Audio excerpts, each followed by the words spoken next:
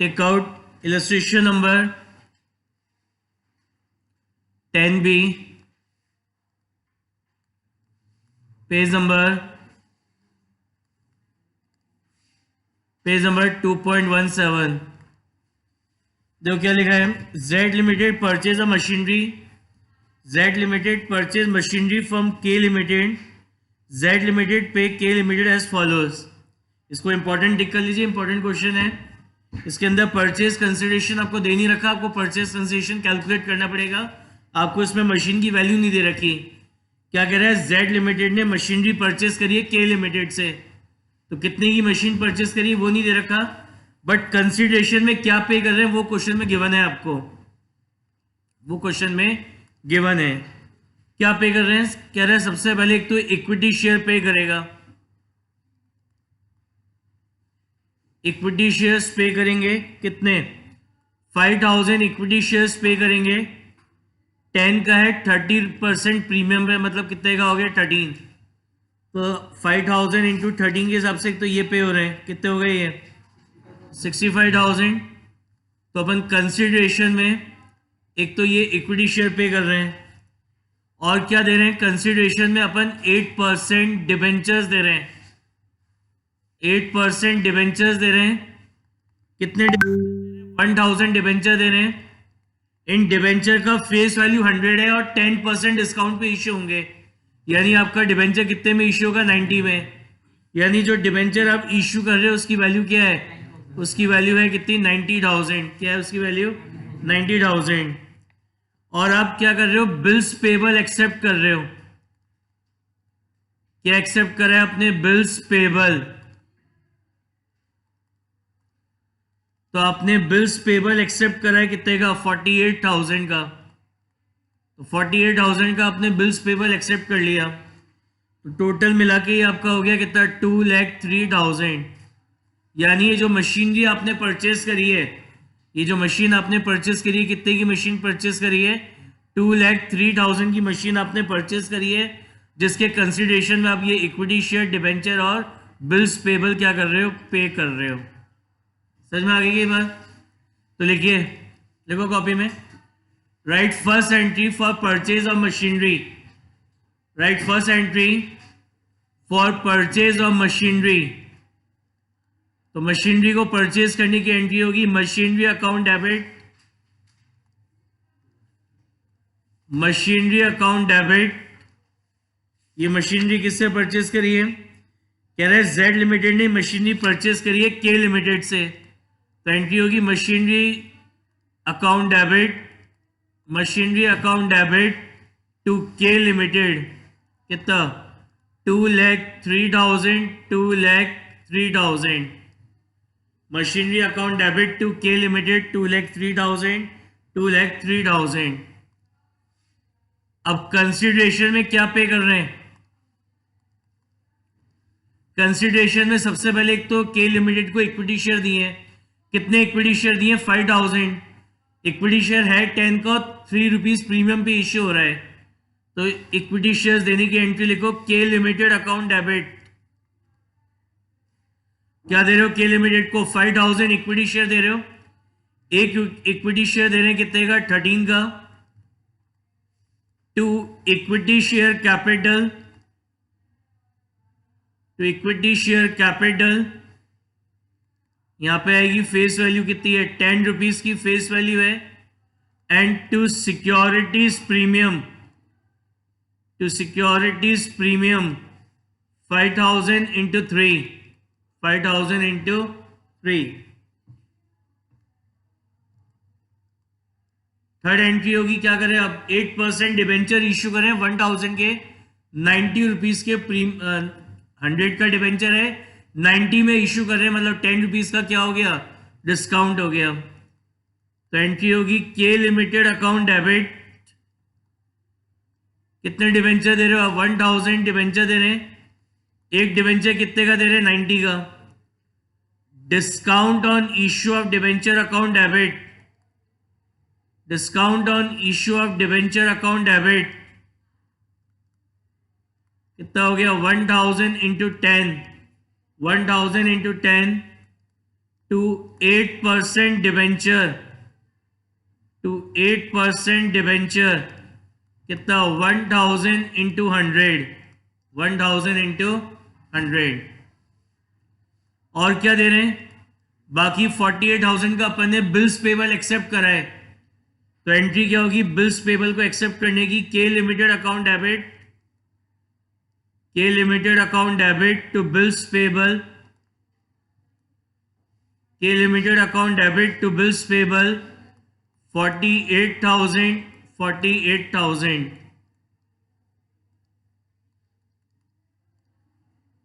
बताइए समझ में आया, कोई डाउट किसी को? नेक्स्ट देखो इलस्ट्रेशन नंबर 11।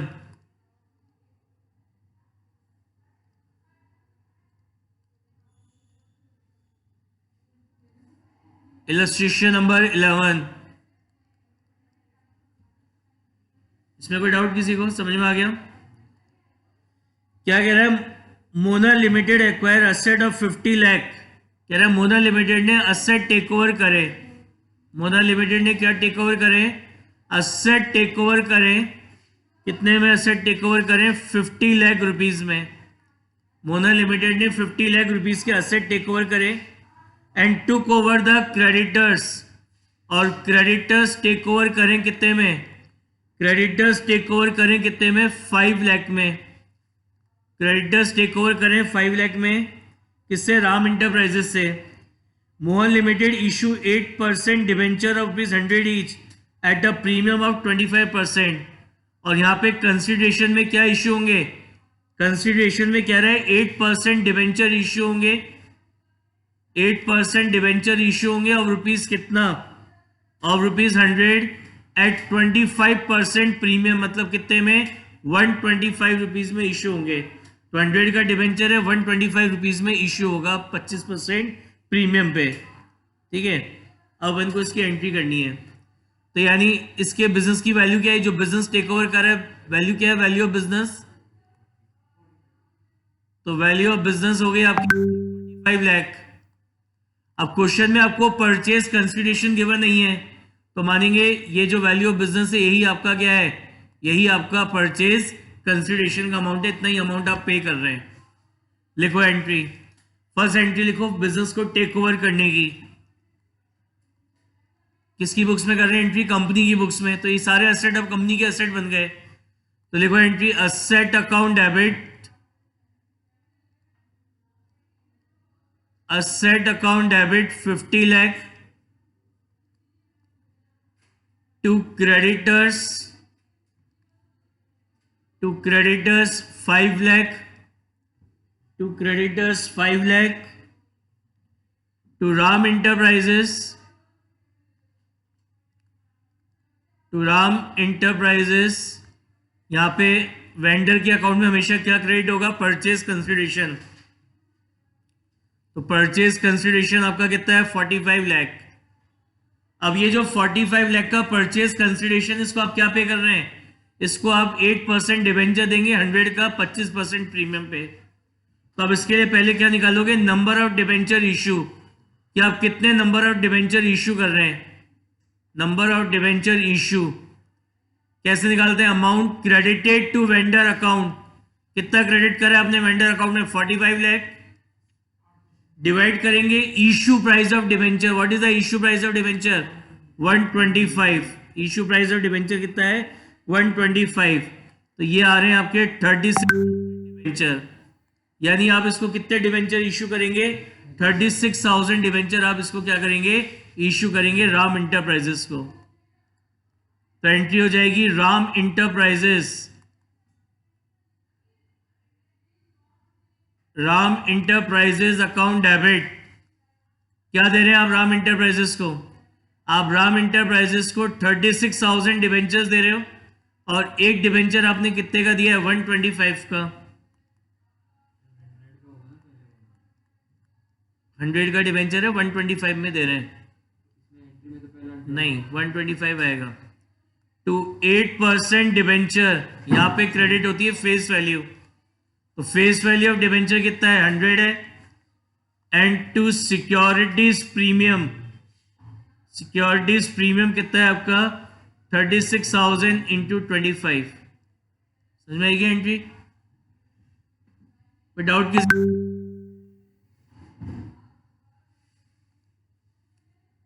नेक्स्ट देखो इलस्ट्रेशन नंबर 12।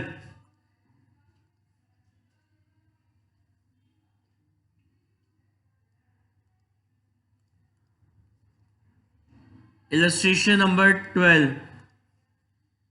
क्या कह रहा है? Shruti limited bought the business of Shinki limited on 1 April 2019 consisting sundry assets.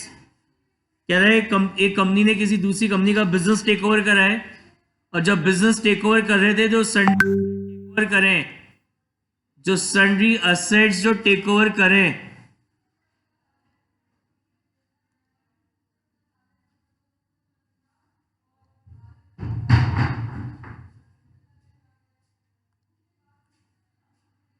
जो सन्ड्री असेट्स टेक ओवर करें वो कितने के करें? 5,60,000 के। सन्ड्री असेट्स टेक ओवर करें 5,60,000 के। एंड क्रेडिटर्स, जो क्रेडिटर टेक ओवर करें वो कितने के करें? 1 लाख रुपीज के क्रेडिटर्स टेक ओवर करें for a purchase consideration of 5 lakh. For a purchase consideration of 5 lakh, और कंसिडरेशन में क्या पे करेंगे? 5 लाख रुपीज परचेज कंसिडरेशन में पे करेंगे। आगे लिखा है 1 lakh was paid in cash. इस 5 लाख में से 1 लाख का पेमेंट तो काय में होगा? कैश में। 1 लाख का पेमेंट तो काय में होगा? कैश में होगा। एंड बैलेंस, बाकी का बैलेंस कितना रह गया? 4 लाख। तो ये जो बाकी का बैलेंस अमाउंट बचा, इसका पेमेंट कैसे होगा? इसका पेमेंट होगा बाय इशूइंग 6% डिबेंचर। क्या इशू करेंगे? 6% डिबेंचर इशू करेंगे। कैसे? 25% प्रीमियम पे। अब यहाँ पे डिबेंचर का फेस वैल्यू नहीं बता रखा, तो अपन यहाँ पे अज्यूम करेंगे face value of debenture is 100। तो अपन मानेंगे डिबेंचर जिसकी फेस वैल्यू 100 है, वो कैसे इश्यू हो रहा है? वो इश्यू हो रहा है 25% प्रीमियम पे, मतलब कितने में? 125 में आप इश्यू करोगे। ठीक है। अब यहाँ पे देखो परचेज कंसिडरेशन आपको गिवन था, तो ये जो बिजनेस आपने टेक ओवर करा है इसकी वैल्यू क्या है? वैल्यू ऑफ बिजनेस, जो ये बिजनेस आप टेक ओवर कर रहे हो उसकी वैल्यू क्या है? 4,60,000। तो जो बिजनेस आपने टेक ओवर करा है उसकी वैल्यू 4,60,000 है, लेकिन एज अ कंसिडरेशन आप पे कितना कर रहे हो? उसको 5 लाख रुपीज पे कर रहे हो। तो ये जो 40,000 आप एक्स्ट्रा पे कर रहे हैं, ये जो 40,000 आप एक्स्ट्रा पे कर रहे हो, काय के पे कर रहे हो? गुडविल के। काय के पे कर रहे हैं? गुडविल के। लिखिए एंट्री, देखो फर्स्ट एंट्री बिजनेस को टेक ओवर करने की, लिखो सन्ड्री असेट्स अकाउंट डेबिट,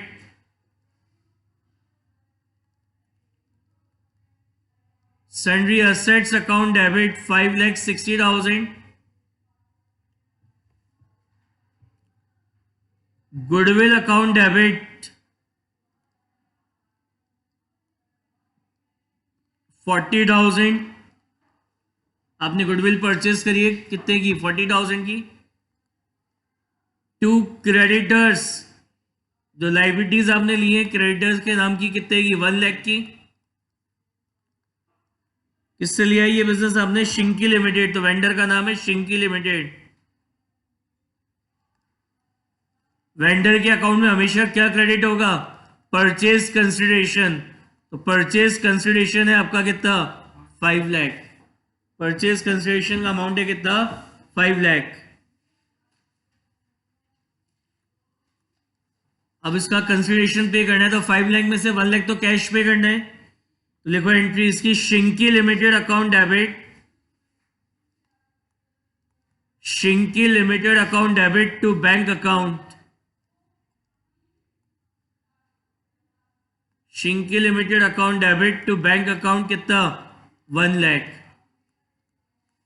आगे क्या कह रहा था क्वेश्चन में कि जो बाकी का बैलेंस बच गया, बैलेंस कितना बचा? 4 लाख बच गया बाकी का बैलेंस। तो उसके लिए आप क्या करोगे? 6% डिबेंचर दोगे, जिसकी फेस वैल्यू अपन ने अज्यूम करी 100, और डिबेंचर इश्यू हो रहा है 25% प्रीमियम में, मतलब कितने में? 125 में। तो उसके लिए पहले आप क्या निकालोगे? Number of debenture issue, number of debenture issue. तो आपके वेंडर अकाउंट में कितना बैलेंस बचा है? 4 लाख का बैलेंस बचा है and issue price of debenture कितना है? 125 है। तो 4 लाख डिवाइडेड बाय 125 ये आएगा 3200 डिबेंचर। यानी आप कितने डिबेंचर इशू करोगे? 3200 डिबेंचर आप इशू करेंगे। तो लिखिए entry, Shinki limited Shinki limited account debit क्या दे रहे हैं? 3200 डिबेंचर दे रहे हैं और एक डिबेंचर कितने का दे रहे हो? 125 का एक डिबेंचर दे रहे हो। 6% डिबेंचर, यहां पे हमेशा कौन सी वैल्यू क्रेडिट होगी? Face value. तो 3200 into 100 and to securities premium कितना होगा? 3200 इंटू 25। समझ में आ गई?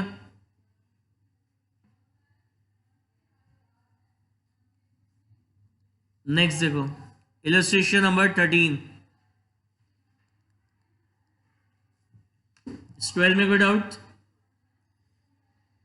13 देखो क्या कह रहा है, Venus limited is a real estate company. कह रहा है वीनस लिमिटेड है, it is a real estate company to discharge is corporate social responsibility decided to construct a nice shelter for homeless. The company took over the assets of 10 lakh. कह रहा है company ने asset take over करे कितने के? 10 लाख के। Asset take over करें कितने के? 10 लाख के। एंड लाइबिलिटीज, और लाइबिलिटीज टेक ओवर करिए कितने की? लाइबिलिटीज टेक ओवर करिए कितने की? 1,80,000 की लाइबिलिटीज को टेक ओवर कराए फॉर ₹7,60,000। और परचेज कंसिडरेशन कितना पे कराए? परचेज कंसिडरेशन में पे करें कितने? 7,60,000 परचेज कंसिडरेशन में पे करें। और ये परचेज कंसिडरेशन में क्या देना है? कह रहे हैं परचेज कंसिडरेशन में 9% डिवेंचर्स देने हैं।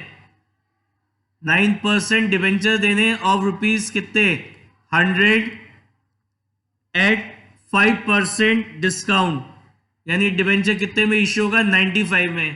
100 का 5% ₹5 होता है, मतलब डिवेंचर कितने में इश्यू होगा? 95 में। अब उनको इसकी एंट्री करनी है। अब क्वेश्चन में परचेज कंसिडरेशन दे रखा है, तो ये जो बिजनेस टेक ओवर कर रहा है इसकी वैल्यू क्या है? वैल्यू ऑफ बिजनेस क्या वैल्यू हो गई? 9 लाख, 8,20,000 हो गई। तो ये जो बिजनेस टेक ओवर कर रहा है कितने में कर रहा है? 8 लाख। ये जो बिजनेस हमने टेक ओवर करा है इसकी वैल्यू 8,20,000 है, लेकिन आप कंसिडरेशन में तो 7,60,000 पे कर रहे हैं। तो यहाँ पे बिजनेस को टेक ओवर करने पे आपको प्रॉफिट हो रहा है। ये जो प्रॉफिट है कौन सा प्रॉफिट कहलाता है? Capital profit. ये जो प्रॉफिट हो रहा है ना, आपको समझ में आ गया प्रॉफिट कैसे हुआ? कि जो बिजनेस टेक ओवर कर रहे हैं उसकी वैल्यू तो 8,20,000 है, लेकिन आप पे कितना कर रहे हो? केवल 7,60,000 पे कर रहे हैं। तो यहाँ पे आपको प्रॉफिट हो रहा है। कितने का प्रॉफिट हो रहा है? 60,000 का। कितने का प्रॉफिट हो रहा है? 60,000 का। ये प्रॉफिट आपका कैपिटल प्रॉफिट कहलाता है और ये कैपिटल प्रॉफिट आपका ट्रांसफर किया जाता है। कहाँ ट्रांसफर करते हैं? कैपिटल रिजर्व में।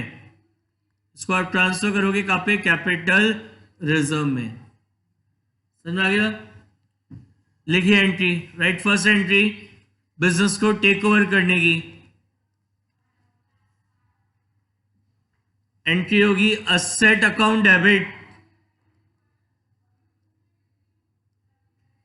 असेट अकाउंट डेबिट कितना? 10 lakh to liabilities. To liabilities कितनी है? 1,80,000 टू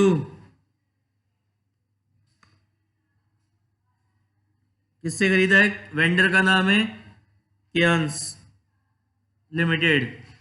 यहां पे हमेशा क्या क्रेडिट होता है? Purchase consideration. तो परचेज कंसिडरेशन कितना है? 7,60,000। और बिजनेस को परचेज करने से आपको प्रॉफिट हो रहा है, तो that profit will be transfer to capital reserve. तो ये कैपिटल रिजर्व में चला जाएगा कितना? 60,000। ठीक है। अब यहाँ पे इसको कंसिडरेशन में आप क्या दे रहे हैं, 9% डिबेंचर दे रहे हैं 100 का, कितने में, 95 में, मतलब 5% डिस्काउंट पे। तो पहले अपन निकालेंगे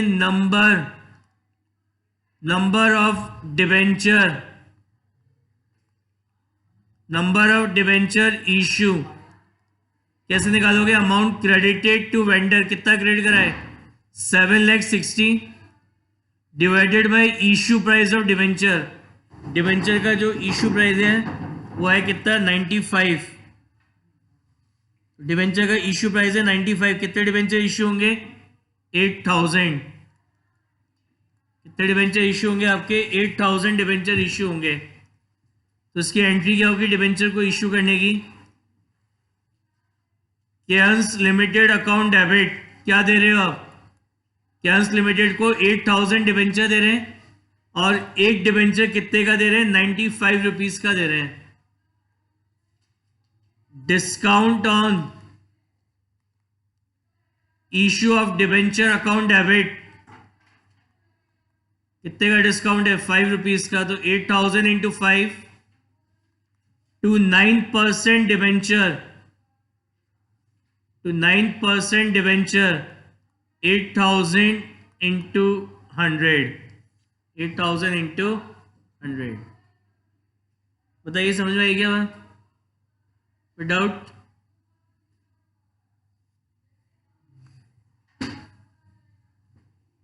फोर्टीन देखो,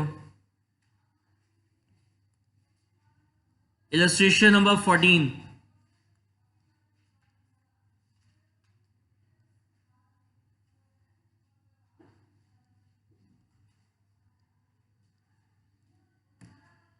क्या लिखा है, Raghav limited purchase a running business from Krishna traders for a sum of ₹15 lakh, payable 3 lakh by cheque and balance issuing 9% debenture 100 each at par. Asset and liabilities consist, plant and machinery खरीदी है, building, stock, data, creditor. अब इसकी entry करनी है। तो देखो अपन जो business take over कर रहे हैं उसके अंदर क्या क्या परचेज कर रहे हैं, एक तो प्लांट एंड मशीनरी। तो प्लांट एंड मशीनरी जो टेक ओवर करी है वो कितनी करी है, 4 लाख की। बिल्डिंग, जो बिल्डिंग आपने टेक ओवर करी है, बिल्डिंग आपने टेक ओवर करी है कितने की, 6 लाख की। फिर स्टॉक, स्टॉक आपने टेक ओवर करा है कितने का, 5 लाख का। डेटर्स, आपने डेटर्स टेक ओवर करें कितने के, डेटर्स टेक ओवर करें हैं 3 लाख के। तो ये तो सारे एसेट हमने टेक ओवर करें, कितने हो गए टोटल एसेट्स, जो टोटल एसेट्स अपन ने टेक ओवर करें क्या वैल्यू हो गई है, 18 लाख हो गई। और आपने लाइबिलिटीज में क्रेडिटर्स को टेक ओवर करा है, तो जो क्रेडिटर्स आपने टेक ओवर करे वो कितने में करें, 2 लाख में। यानी ये जो बिजनेस आपने परचेज करा है इसकी वैल्यू क्या होगी, value of business, value of business हो गई आपकी कितनी, 16 लाख। अब ये जो 16 लाख रुपीस का बिजनेस है इसको आपने परचेज करा है कृष्णा ट्रेडर्स से, कितने में, इसके लिए आप परचेज कंसिडरेशन पे कर रहे हो 15 लाख रुपीस का। तो 16 लाख का बिजनेस 15 लाख में परचेज कर लिया, तो यहाँ पे आपको 1 लाख का प्रॉफिट हो रहा है। तो ये जो प्रॉफिट है कौन सा प्रॉफिट है, कैपिटल प्रॉफिट। ये आपका कौन सा प्रॉफिट है, कैपिटल प्रॉफिट हो गया आपको 1 लाख का। और ये जो कैपिटल प्रॉफिट है इसको आप ट्रांसफर कर देंगे कहाँ पे, कैपिटल रिजर्व में। It will be transfer to capital reserve, ठीक है। अभी कंसिडरेशन में क्या पे करना है, ये 15 लाख है, 15 लाख में से 3 लाख का पेमेंट करना है बाय चेक। ये पेमेंट तो आपको कैसे करना है, बाय चेक। और बाकी जो बच गया रिमेनिंग 12 लाख, जो रिमेनिंग 12 लाख बच गया उसके आपको क्या करने हैं, 9% डिवेंचर देने और ₹100 के, 9% डिवेंचर देने और रुपीज कितने के, 100 के, ठीक है। हाँ 100 का डिवेंचर है, 100 में इश्यू होगा। अब अपन को इसकी एंट्री पास करनी है। देखिए फर्स्ट एंट्री असेट्स को टेक ओवर करने की, असेट और लाइबिलिटीज को। एंट्री होगी plant and machinery account debit, जितने भी असेट हैं सब इंडिविजुअल नेम से डेबिट होंगे। तो plant and machinery account debit कितना, 4 लाख नहीं, असेट्स के जब नाम दे रखे तो वही डेबिट होंगे। Building account debit, building account debit कितना, 6 lakh. Stock account debit, stock account debit कितना, 5 lakh. Debtors account debit,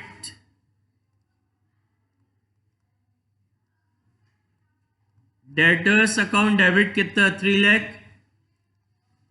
to creditors, creditors जो टेक ओवर कर रहे हो कितने के करें, 2 लाख के। टू किससे खरीदा बिजनेस, कृष्णा ट्रेडर्स से, तो टू कृष्णा ट्रेडर्स। इसमें हमेशा क्या क्रेडिट होता है, परचेज कंसिडरेशन का अमाउंट। तो परचेज कंसिडरेशन है आपका कितना, 15 लाख। और इस बिजनेस को परचेज करने पर आपको 1 लाख का क्या हुआ था, प्रॉफिट हुआ था। It is a capital profit, so it will be transfer to capital reserve. तो ये आ जाएगा टू कैपिटल रिजर्व, कितना ट्रांसफर होगा, 1 लाख। समझ में आ गया। अब ये जो कंसिडरेशन है, इस कंसिडरेशन में इसको पेमेंट देना है कैसे, बाय चेक। तो पेमेंट करने की एंट्री लिखो जो पेमेंट चेक से हो रहा है। एंट्री होगी Krishna traders, Krishna traders account debit to bank, Krishna traders account debit to bank account. कितना पेमेंट करा है, 3 लाख। ठीक है, तो बाकी रिमेनिंग कितना रह गया, 12 लाख। अब इसके लिए अपन क्या कर रहे हैं, 9% डिबेंचर इश्यू कर रहे हैं 100 ईच के। तो number of debenture issue, number of debenture issue कैसे निकलेगा, अमाउंट कितना बचा, 12 lakh divided by issue price of debenture. Issue price of debenture कितना है, 100, यानी कितने डिबेंचर इश्यू होंगे, 12,000 डिबेंचर इश्यू होंगे। तो एंट्री क्या होगी, कृष्णा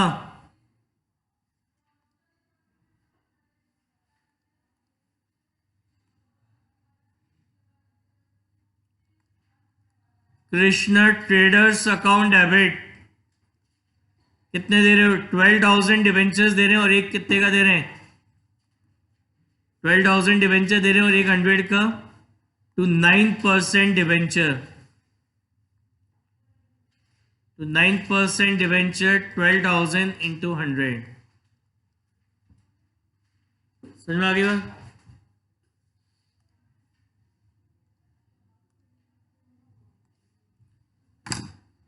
तो ये अभी अपन ने टॉपिक पढ़ा कि जब डिबेंचर आप इश्यू करते हैं, कहाँ पे, डिबेंचर इश्यू करते हैं एज अ कंसिडरेशन, तो क्या एंट्री होती है कंपनी की बुक्स में।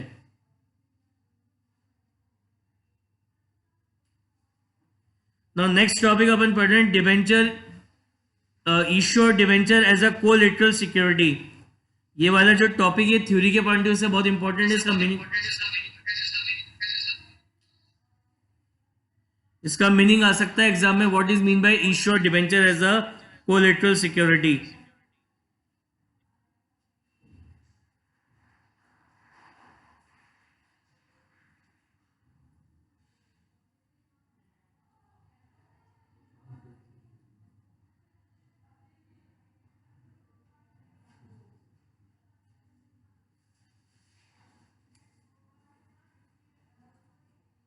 देखो क्या मतलब होता है इश्यू और debenture as a collateral security का मतलब क्या होता है।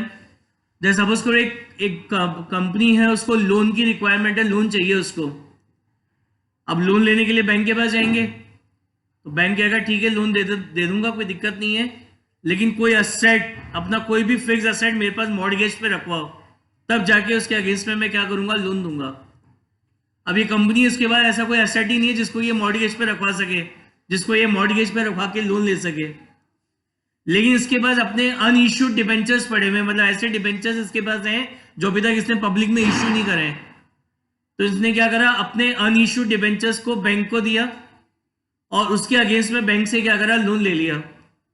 अब बैंक क्या करेगा, अगर उसने टाइमली अपने इस लोन का और उसके इंटरेस्ट का अगर पेमेंट नहीं करा, तो ये जो डिबेंचर्स वहां पे रखवाए हैं, बैंक को एज अ सिक्योरिटी रखवाए हैं, बैंक उनको मार्केट में बेच देगा, सेल कर देगा और अपने लोन और इंटरेस्ट की क्या करेगा, रिकवरी कर देगा। ये शॉर्ट टर्म लोन्स होते हैं, लॉन्ग टर्म नहीं होते हैं, ठीक है ना। और जनरली क्या होता है कि जो जितने वैल्यू के डिबेंचर इशू कर रहे हैं उसका 60-70% लोन ही देते हैं। अगर आपने 1 लाख के डिबेंचर इशू करें तो आपको उसका 60,000 का ही लोन मिलेगा या 70 का ही मिलेगा। तो ऑलरेडी वो 30,000 का 30% का मार्जिन लेके चल रहे हैं, और ये शॉर्ट टर्म होते हैं, लॉन्ग टर्म्स नहीं होते हैं, ठीक है। तो ये जो डिबेंचर्स आपने मॉर्गेज पर रखकर क्या करा, लोन ले लिया, इसको बोलते हैं issue of debenture as a collateral security. अब इसमें एक बहुत इंपॉर्टेंट क्वेश्चन है जो थ्योरी में आ सकता है, वो क्या है कि ये जो डिबेंचर्स आपने मॉर्गेज पे रखे ना, क्या इस पर इंटरेस्ट पे करेगी कंपनी? नहीं करेगी। जो डिबेंचर इश्यू होते हैं एज अ कोलेटरल सिक्योरिटी, उस पर कंपनी कोई इंटरेस्ट पे नहीं करती है, लेकिन वो जो लोन लिया उस पर तो इंटरेस्ट पे करना है। जो लोन लिया है ना उसके बदले में, उस पर तो इंटरेस्ट पे करेंगे, लेकिन ये जो debenture as a collateral security हमने रख दी है, इस पे कंपनी बैंक को कोई इंटरेस्ट पे नहीं करेगी। बताओ समझ में आया क्या, मतलब क्या होता है इसका? कोई डाउट किसी को? What is mean by issue of debenture as a collateral security? ये थ्योरी में इसका मीनिंग भी आ सकता है एग्जाम में। What is mean by issue of debenture as a collateral security? ये कंपनी है जिसको लोन की रिक्वायरमेंट है, लोन लेने के लिए बैंक के पास गए, बैंक ने कहा असेट मॉर्गेज पे रखो, वो एसेट ही नहीं था, तो इसलिए क्या करा, अपने जो अनइश्यूड डिबेंचर्स थे उनको मॉर्गेज पर रखकर कंपनी ने क्या करा, लोन ले लिया। तो ये जो डिबेंचर मॉर्गेज पे रखकर लोन लिया, इसको बोलते हैं debenture issue as a collateral security. अब इसकी अकाउंटिंग कैसे करनी है कंपनी की बुक्स में? तो दो तरीके हैं। पहला तरीका, इसकी कोई जर्नल एंट्री पास मत करो, केवल बैलेंस शीट में प्रेजेंटेशन दिखा दो। इस चीज का केवल बैलेंस शीट में प्रेजेंटेशन दिखा दो, बाकी कोई एंट्री पास नहीं करो, काहे की? डिबेंचर्स को एज अ कोलेटरल सिक्योरिटी पे रखने की। तो पहला मेथड यही है आपका।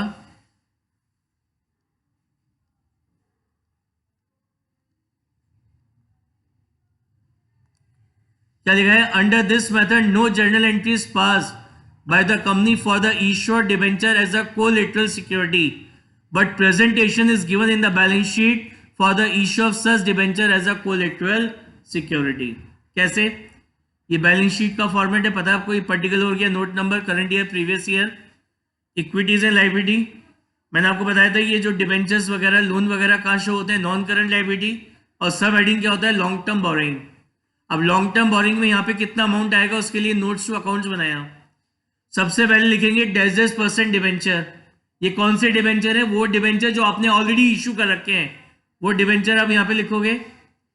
फिर यहाँ लिखोगे बैंक लोन, जो बैंक लोन आपने लिया, सपोज करो 1 लाख रुपए का बैंक लोन लिया आपने, तो बैंक लोन आएगा, और ये ब्रैकेट में आप केवल शो कर दोगे on collateral security of debenture ₹60,000।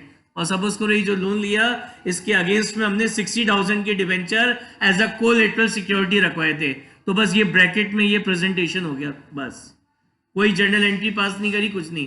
Loan लेने की तो होगी, bank account debit to bank loan, कितना 1 लाख, लेकिन ये जो 60,000 के debenture as a collateral security रखवा दी है, इसकी कोई एंट्री पास नहीं करेंगे, बस ये बैलेंस शीट में ऐसे इसका प्रेजेंटेशन दिखा देंगे। पहला तरीका तो ये हो गया। सेकंड मेथड, एक और मेथड है इसकी अकाउंटिंग करने का, वो क्या है, जिसमें आप क्या करते हैं, जिसमें आप बाकायदा एक जर्नल एंट्री पास करते हैं, मतलब जर्नल एंट्री भी पास करते हैं प्लस बैलेंस शीट में प्रेजेंटेशन भी देते हैं। तो इन डिबेंचर्स को कोलेटरल सिक्योरिटी पे इश्यू करने की एंट्री क्या होगी, debenture suspense account debit to %% debenture. जैसे हमने 1 लाख का लोन लिया, तो लोन लेने की तो एंट्री हो जाएगी bank account debit to bank loan, bank account debit to bank loan. कितने का लोन लिया? 1 लाख का, और इसके अगेंस्ट में आपने 60,000 के debenture as a collateral security रखे हैं, तो एंट्री हो जाएगी debenture suspense account debit to जितना भी % डिबेंचर है टू %% डिबेंचर, कितना? 60,000। तो डिबेंचर्स को एज अ कोलेटरल सिक्योरिटी पे अगर आप इश्यू कर रहे हैं और आपको उसकी अगर जर्नल एंट्री पास करनी है, तो ये एंट्री पास होगी। अब इस चीज का बैलेंस शीट में कैसे प्रेजेंटेशन होगा? वही non current liability, long term borrowing. अब नोट्स टू अकाउंट्स में क्या आएंगे? सपोज करो 5 लाख के डिबेंचर पहले से इश्यू रखे थे, वो लिखोगे, प्लस 60,000 के डिबेंचर अभी जो इश्यू करें ये वाले, तो टोटल इनर कॉलम में लिखोगे 5,60,000, लेस करोगे इसमें से डिबेंचर सस्पेंस कितना डेबिट किया था 60,000, तो ये बाहर आ जाएगा कितना 5 लाख। फिर यहाँ लिखोगे बैंक लोन, तो बैंक लोन आपने कितने का लिया है 1 लाख का, और इसके ब्रैकेट में लिखोगे on collateral security of debenture rupees 60,000। Total कितना हो गया 6 लाख हो गया, तो यहाँ पे आप लिखोगे 6 लाख। बताइए समझ में आई क्या बात? Is it clear?